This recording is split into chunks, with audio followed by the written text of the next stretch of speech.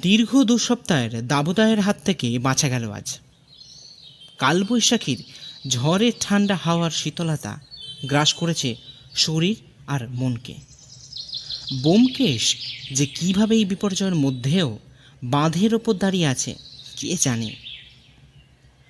গ্রীষ্মের দাবদাহে কলকাতার ইট সুরকি দিয়ে তৈরি শহরের জঙ্গল থেকে বেরিয়ে আমরা চলে এসেছি ব্যোমকেশের মামার বাড়ি। না, এখানে মামার বাড়ি থাকলেও সেখানে না আছেন মামা, আর না আছেন মামার বাড়ির কোনো সদস্য। সবাই এই মেদিনীপুর জেলার চাইপাট গ্রাম ছেড়ে কলকাতায় আস্তানা গেড়েছেন। তবে দীনময় কাকা একমাত্র যিনি এখনও এই বাড়ির মায়া ছেড়ে যেতে পারেননি, রয়ে গেছেন এই গণ্ডগ্রামে। দীনময় কাকা হলেন মামার বাড়ির পুরাতন ভৃত্য। তবে এতদিন এই বাড়িতে থাকতে থাকতে তিনি এই বাড়িরই একজন অন্যতম সদস্য হয়ে গেছেন। ব্যোমকেশ আর আমি আজ বিকালে গ্রামের বাঁধের ধারে ঘুরতে চলে আসি।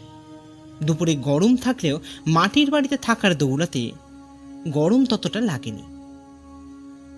বিকালের দিকে ব্যোমকেশ বলে, চলো অজিত, একবার বাঁধের ধারটা ঘুরে আসি। বহু পুরাতন স্মৃতি জড়িয়ে আছে ওই বাঁধের সঙ্গে। তাই আমিও বেরিয়ে পড়ি ব্যোমকেশের সাথে। এই জায়গাটার বাম পাশ দিয়ে বয়ে চলেছে রূপনারায়ণ নদ, আর বাম পাশে লোকবসতি, আর এদের ঠিক মাঝখান দিয়ে সীমান্ত বরাবর এগিয়ে চলেছে এই নদী বাঁধটা।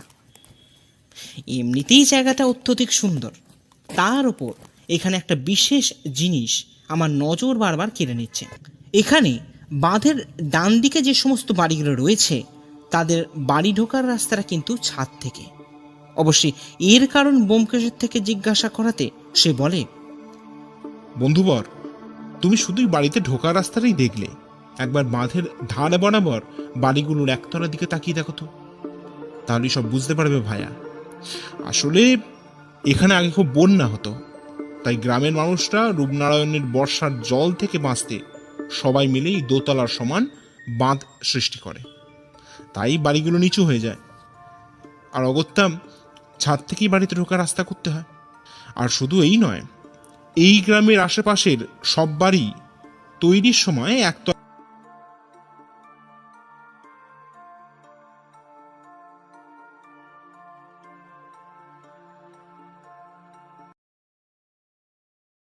সমান মাটি ফেলে তার ওপর নতুন করে বাড়ি তৈরি হয়। বুঝলেন অজিত বাবু? এবার চলুন একটা বিশেষ জায়গায় নিয়ে যাই। এই বলে ব্যোমকেশ বাঁধের ওপর দিয়ে সামনের দিকে এগিয়ে গেল। অগত্যা আমাকেও যেতে হলো।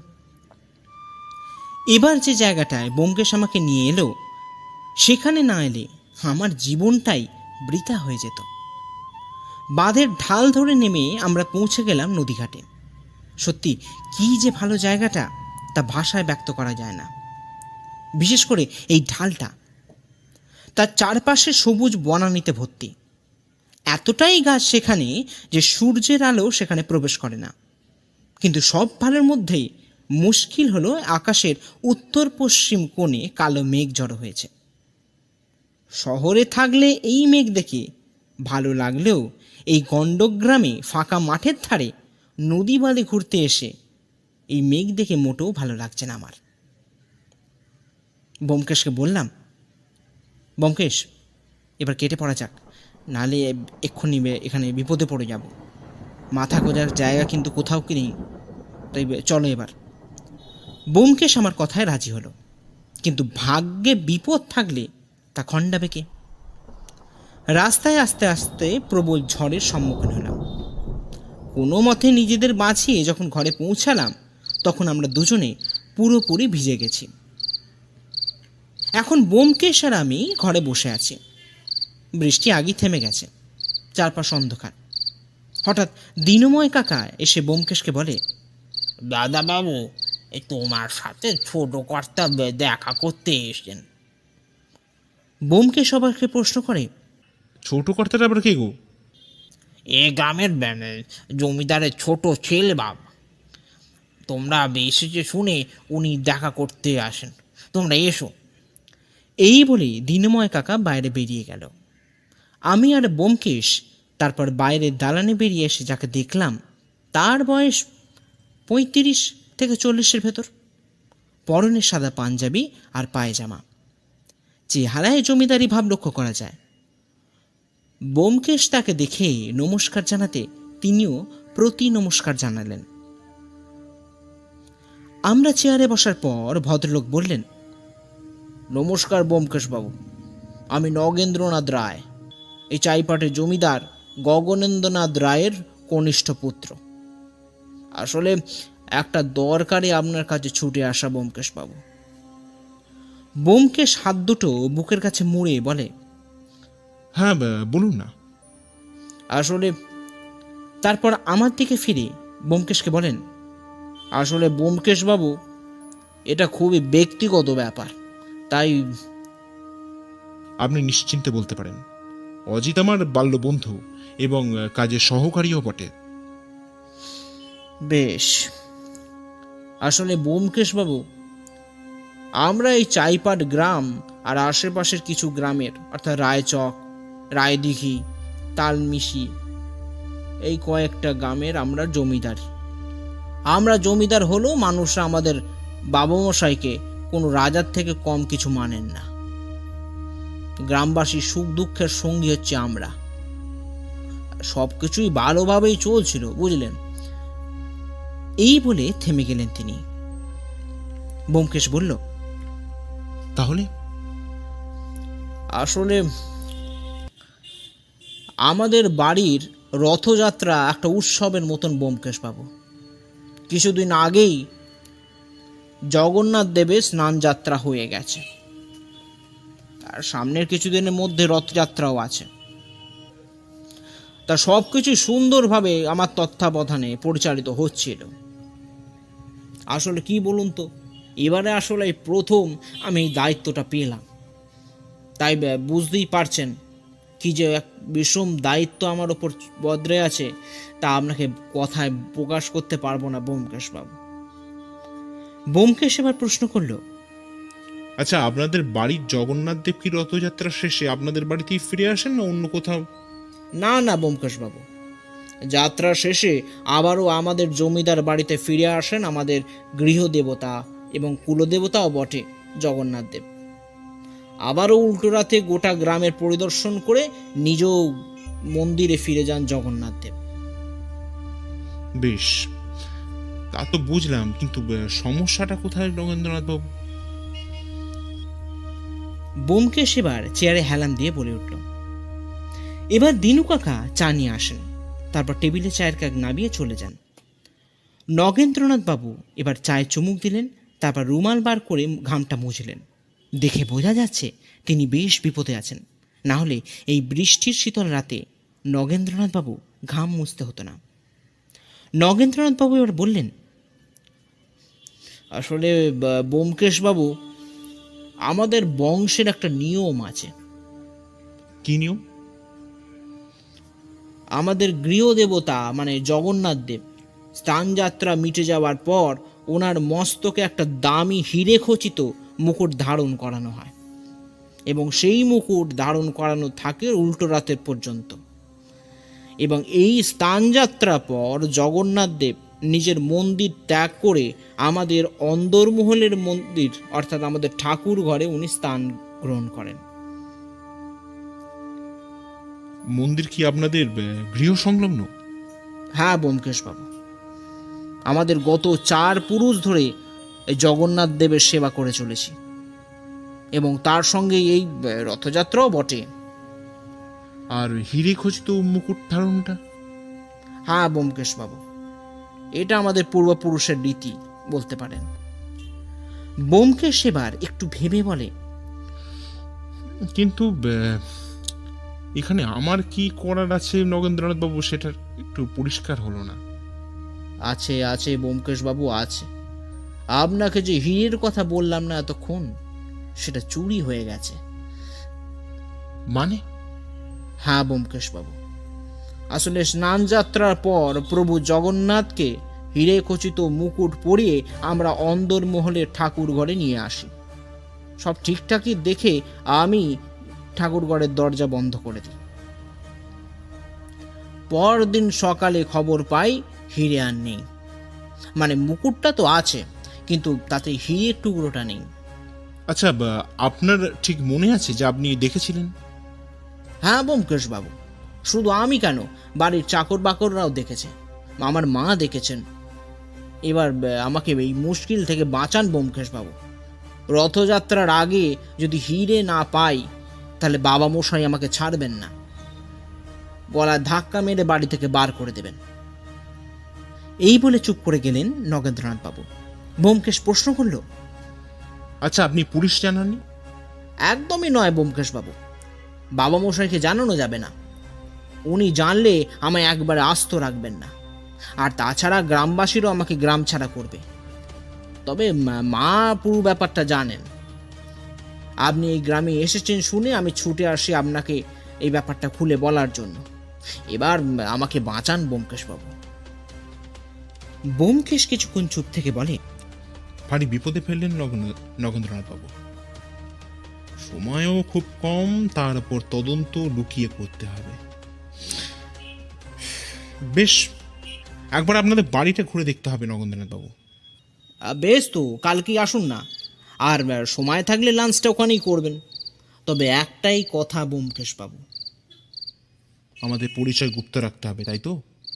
হ্যাঁ ব্যোমকেশ বাবু। বেশ, আপনি নিশ্চিন্তে রাজবাড়ি ফিরে যান। কাল সকালবেলা আমি আর অজিত পৌঁছে যাব।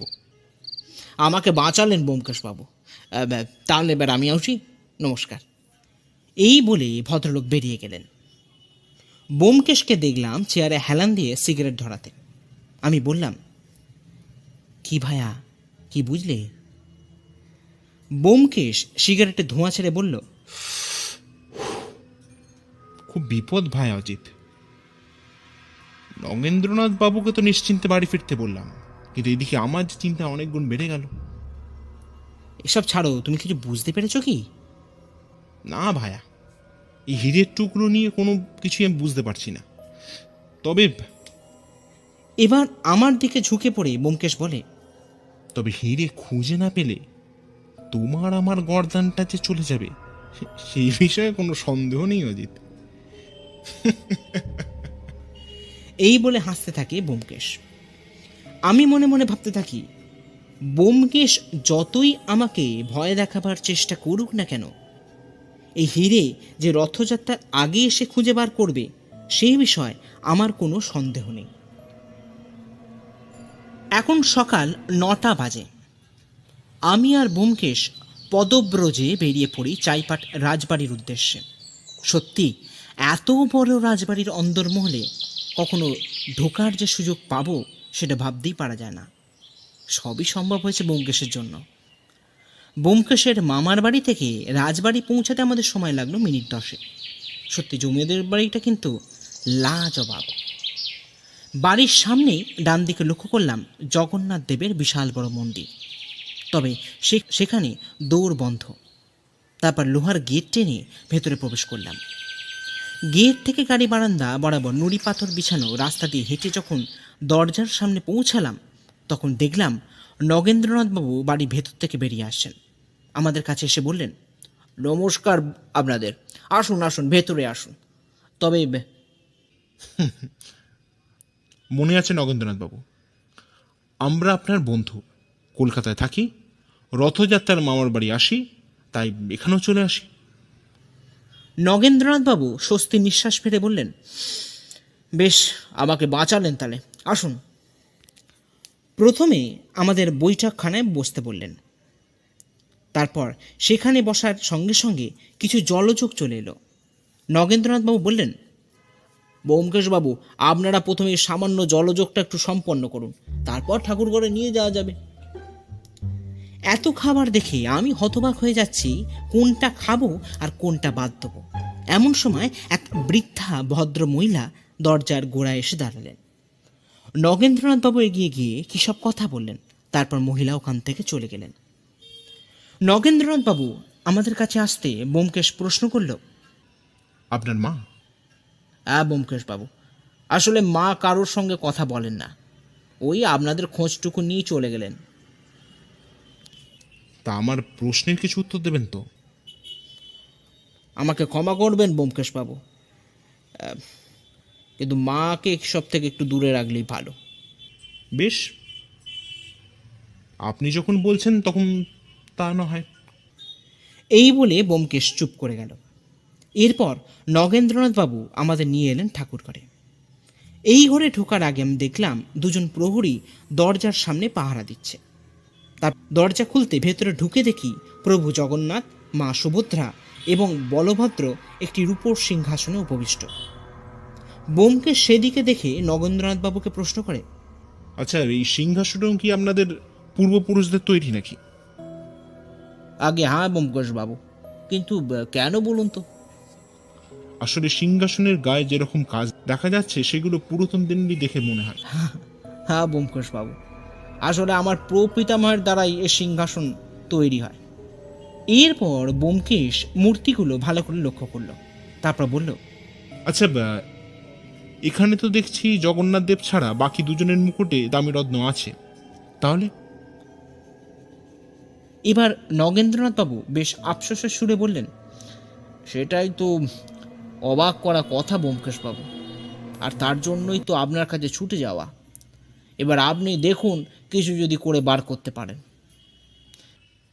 দেখুন নগেন্দ্রনাথ বাবু, আমি তো চেষ্টা করবই, বাকিটা প্রভুর ওপর। এই বলে ব্যোমকেশ ঠাকুরঘরটা একবার ঘুরে ঘুরে দেখতে থাকে, তারপর সেখান থেকে বেরিয়ে সিঁড়ি দিয়ে নিচে নামতে থাকে। এমন সময় একটা চিৎকারের আওয়াজ পাওয়া যায় দোতলার একটা ঘর থেকে। ব্যোমকেশ দাঁড়িয়ে পড়ে, আর সঙ্গে আমরাও। এবার ব্যোমকেশ জিজ্ঞাসা করে, এটা কার চিৎকার নগেন্দ্রনাথ বাবু? লক্ষ্য করলাম নগেন্দ্রনাথ বাবু ব্যোমকেশের প্রশ্ন শুনে প্রথমে চমকে গেলেন, তারপর নিজেকে সামনে নিয়ে বললেন, হ্যাঁ আসলে আসলে ব্যোমকেশ বাবু, আপনাকে একটা কথা বলা হয়নি। কি নগেন্দ্রনাথ বাবু? ওটা আমার দাদার ডাক। মানে? হ্যাঁ, আসলে সব কিছুই ঠিকঠাক চলছিল ব্যোমকেশ বাবু, হঠাৎ যে কি হলো গত 6 মাস যাবৎ দাদা কাউকে চিনতে পারছেন না। ডাক্তারও দেখানো হলো, কিন্তু দিনে দিনে দাদা বদ্ধ উন্মাদে পরিণত হতে লাগলো। গ্রামবাসীরাও যাতে জেনে না যান সেই জন্য দাদাকে লুকিয়ে বন্ধ করে রাখা হয় ঘরের ভেতর।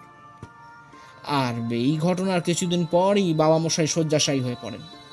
বহুদিন পর এই রথযাত্রা ঘিরে আমাদের গৃহে একটা আনন্দ নেমে আসে, কিন্তু দেখুন তো কী সব যে হয়ে গেল। এই বলে নগেন্দ্রনাথ বাবু মাথা নিচু করে দাঁড়ালেন। ব্যোমকেশ এবার বলল, আচ্ছা, একবার গগনেন্দ্রনাথ বাবু মানে মেসমশাইয়ের সঙ্গে দেখা করা যায় কি? হ্যাঁ সে তো যায়, তবে ব্যোমকেশ এবার ওনার মুখের কথা থামিয়ে নিয়ে বলল, আমাদের পরিচয় গোপন রাখতে হবে, তাই তো? আর চুরি কথা বলা যাবে না। হ্যাঁ বেশ, এবার চলুন আপনাদের নিয়ে যাওয়া যাক। আমরা যখন জমিদার গগনেন্দ্রনাথ রায়ের মানে নগেন্দ্রনাথ বাবুর বাবার ঘরে প্রবেশ করলাম, তখন দেখি এক বয়স্ক ভদ্রলোক বিছানায় হেলান দিয়ে শুয়ে আছেন, আর এক ভৃত্য তাকে কিছু খাইয়ে দিচ্ছেন। আমরা ঘরে ঢুকলে নগেন্দ্রনাথ বাবু সেই ভৃত্যকে বাইরে যেতে বলেন। তারপর নগেন্দ্রনাথ বাবু আমাদের বন্ধু বলে পরিচয় করিয়ে দেন।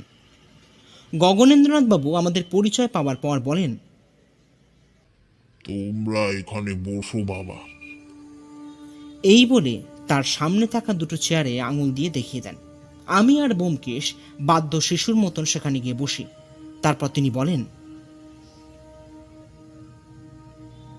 টিকটিকির কাজটা কি জানো তো বাবা? ব্যোমকেশ প্রথমে অবাক হলেও তারপর নিজেকে সামলে সামান্য মুচকি এসে বলে,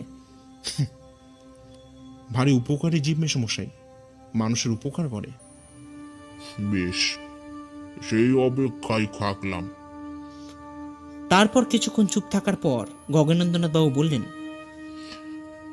আমি আগের মতন থাকলে তোমাকে তার উপকারিতা বলে দিতে পারতাম, তবে এখন একটা কথা। বলে থেমে গেলেন। ব্যোমকেশ বলল, কি কথা মেসমশাই? একটা প্রবাদ আছে জানো তো, বাংলা প্রবাদ, জীবননাথই জগন্নাথ। ব্যোমকেশ কিছুক্ষণ ভেবে তারপর বলে, জানতাম না, তবে আপনি বলছেন যখন এবার একবার জেনে নেব। এরপর ব্যোমকেশ নগেন্দ্রনাথ বাবুর দিকে চেয়ে বলেন, আচ্ছা নগেন্দ্রনাথ বাবু, মেসমশাইয়ের চিকিৎসা কি করেন? আর বলবেন না, বাবা আয়ুর্বেদ চিকিৎসা করাচ্ছেন। আমি কত করে বলি যে একবার অ্যালোপ্যাথির চিকিৎসা করান, কিন্তু বাবা পুরাতন খেয়ালের মানুষ, তিনি আয়ুর্বেদ ছাড়তে পারছেন না। তা বৈদ্য কি আপনাদের গ্রামেরই নাকি? হ্যাঁ ব্যোমকেশ বাবু, রায়চকে মানে পাশের গ্রামেই উনি বসেন, অসীম বৈদ্য।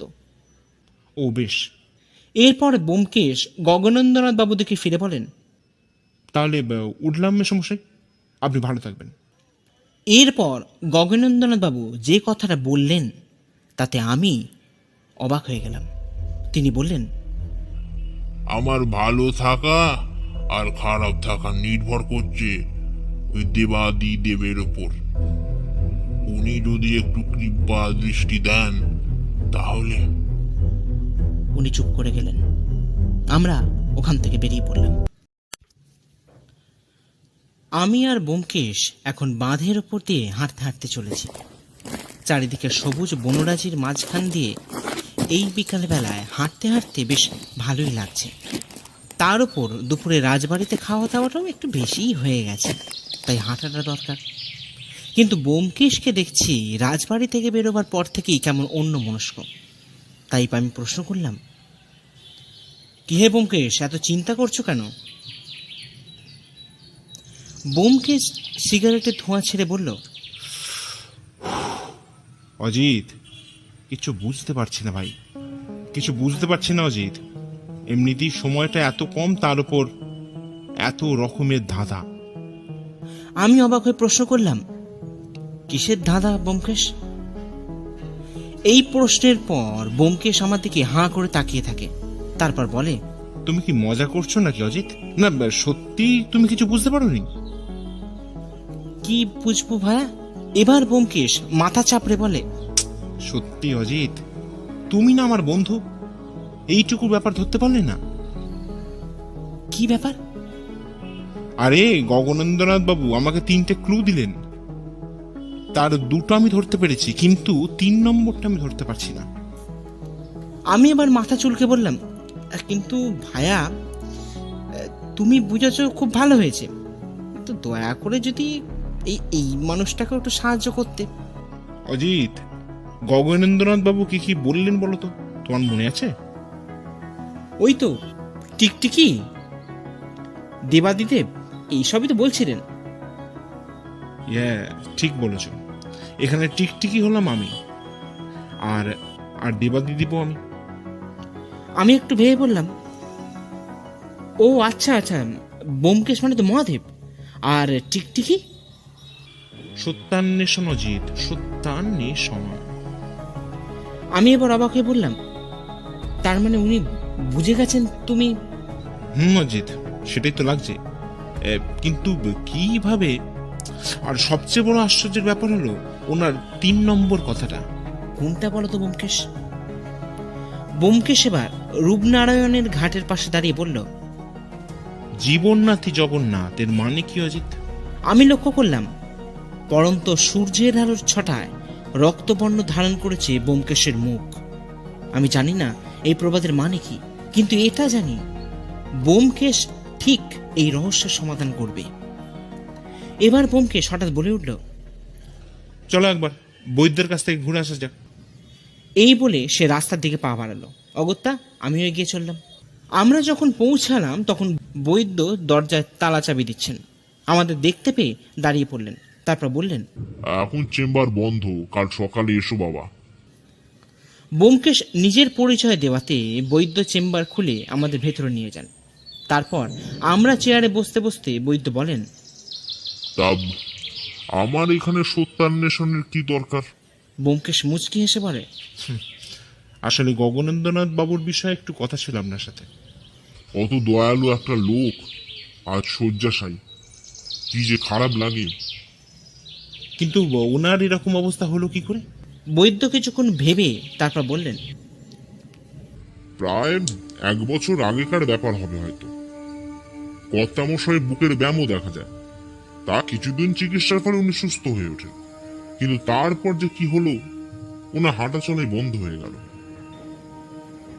আমি এবার অবাকে প্রশ্ন করলাম, মানে? চিকিৎসা উনি সাড়া দিচ্ছিলেন, শরীরও ভালো হয়ে যাচ্ছিল, কিন্তু কিছুদিন পর থেকেই ওনার চলার শক্তি লোপ পেয়ে যায়। আর এখন তো এই বলে চুপ করে গেলেন বৈদ্যমশাই। ব্যোমকেশ এবার বলে, বেশ, আমরা তাহলে আজ আসি, পরে দরকার হলে আবার আসা যাবে। আমরা ওখান থেকে বেরিয়ে কিছু দূর এগিয়েছি, অমনি ব্যোমকেশ আমাকে বলে, অজিত, তুমি আবার বাড়ি ফিরে যাও। দিনময় কাকাকে বলবে তেলে ভাজা ভাজতে, আর আমি একটু পরে আসছি। এই বলে সে গডমট করে সামনের দিকে হেঁটে চলে গেল। সত্যি ব্যোমকেশ যে কখন কি করে কিছুই বোঝা যায় না। সন্ধ্যা 8টা বেজে গেছে। ব্যোমকেশ আসছে না দেখে আমি গল্পের খসড়াটা নিয়ে বসেছি, কিন্তু কিছুতেই মন লাগাতে পারছি না। হঠাৎ পেছন থেকে ব্যোমকেশের গলার আওয়াজ পেলাম। কি বন্ধুবর, গল্প এগোলো নাকি ভেবেই চলেছ? আমি প্রশ্ন করলাম, কোথায় গিয়েছিলে ব্যোমকেশ? সেটা পরে বলবো, আগে বলো তো তেলে ভাজা কিছু রেখেছো নাকি সবই? না না, আছে আছে, আমি নিয়ে আসছি, দাঁড়াও। এই বলে আমি চেয়ার থেকে উঠতে যাব, ব্যোমকেশ বলে উঠল, ওসব ছাড়ো, এখন রাতে খেয়ে নেবো। আগে বলো তো আজকের ঘটনায় তুমি কি বুঝলে? আমি বললাম, দেখো ব্যোমকেশ, আমি না সত্যি কিছু বুঝতে পারছি না, সব কেমন তালগোল পাকিয়ে যাচ্ছে। ব্যোমকেশ এবার বলে, জীবননাথই জগন্নাথ অজিত, জীবননাথই জগন্নাথ। এই বলে সে চুপ করে গেল। আমি প্রশ্ন করলাম, মানে ব্যোমকেশ? না ছাড়ো, আর চলো তাড়াতাড়ি খেয়ে নিতে হবে। কেন? পাহারা দিতে হবে অজিত, পাহারা দিতে হবে। এই বলে সে বেরিয়ে গেল। আমি অবাক হয়ে রইলাম। রাত 9:30টায় ব্যোমকেশ হাতে টর্চ নিয়ে বেরিয়ে পড়ল। সত্যি ব্যোমকেশ যে কী করে! খাওয়া দাওয়া শেষ করে আমি উঠোনে খাটিয়ার ওপর বসে আছি।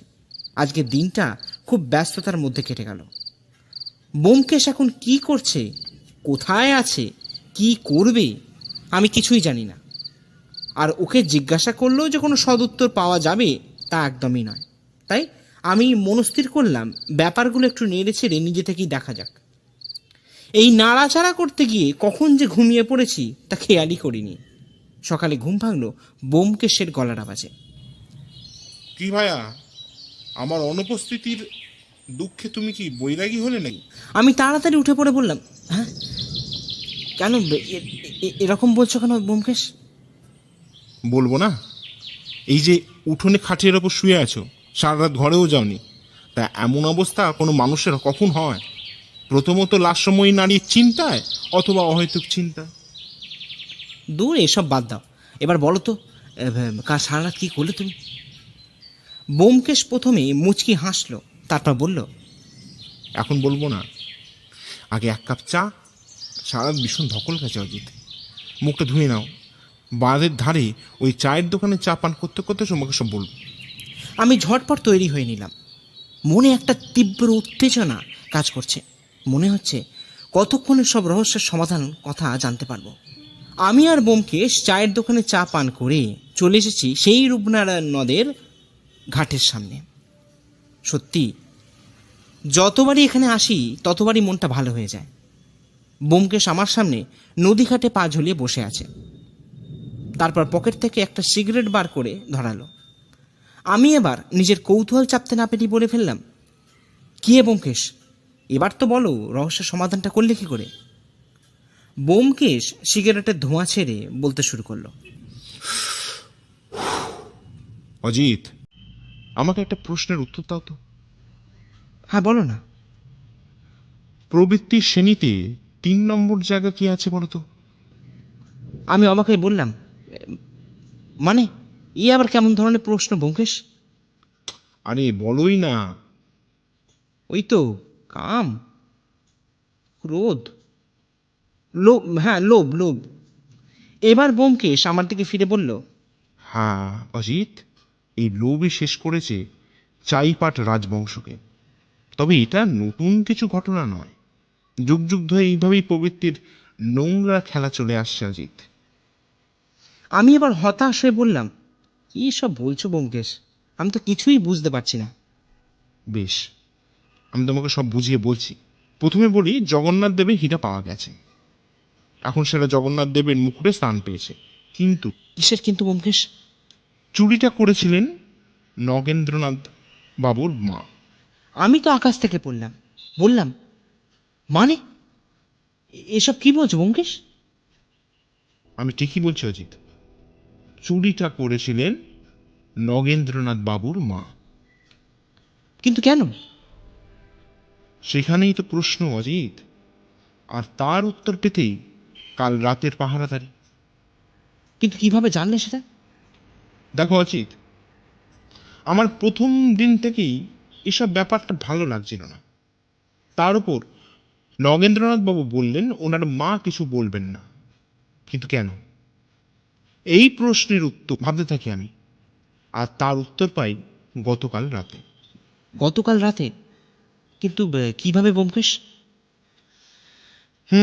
গতকাল রাতে আমি পুলিশের সাহায্য নিয়ে পাহারা দিই চাইপাড় রাজবাড়ির চারধারে, আর লক্ষ্য করতে থাকি কোনো ঘটনা ঘটে কিনা। দাঁড়াতে দাঁড়াতে মোটামুটি সারা রাতে কেটে যায়। হঠাৎ ভোরের আলো ফোটার কিছুক্ষণ আগেই দেখি নগেন্দ্রনাথ বাবুর ঠাকুর ঘরে আলো জ্বলছে। আমি রাজবাড়ির পাহারাদারকে বাঁচিয়ে এগিয়ে যাই ঠাকুর ঘরের দিকে, যাতে অপরাধীকে হাতে নাতে ধরতে পারি। দরজা আস্তে করে ঠেলে ভেতরে ঢুকে দেখি নগেন্দ্রনাথ বাবুর মা হীরাটা রেখে দিচ্ছেন। আমি ঢুকতেই উনি ভয় পেয়ে যান এবং তারপর আমাকে যা সব বলেন, তাতে আমি ওনার থেকেও বেশি অবাক হয়ে যাই অজিত। আমি এবার প্রশ্ন করি, তুমি অবাক হয়ে গেছো? কিন্তু কি কারণে ব্যোমকেশ? ব্যোমকেশ এবার এক দীর্ঘশ্বাস ফেলল, তারপর বলল, আচ্ছা, তোমার নগেন্দ্রনাথ বাবুর বাবার কথাটা মনে আছে, মানে ওই প্রবাদটা? আমি একটু ভেবে বলি, হ্যাঁ মনে আছে তো। বেশ, কি বলো তো? ওই তো জীবননাথই জগন্নাথ। একদম ঠিক বলেছো ভাইয়া।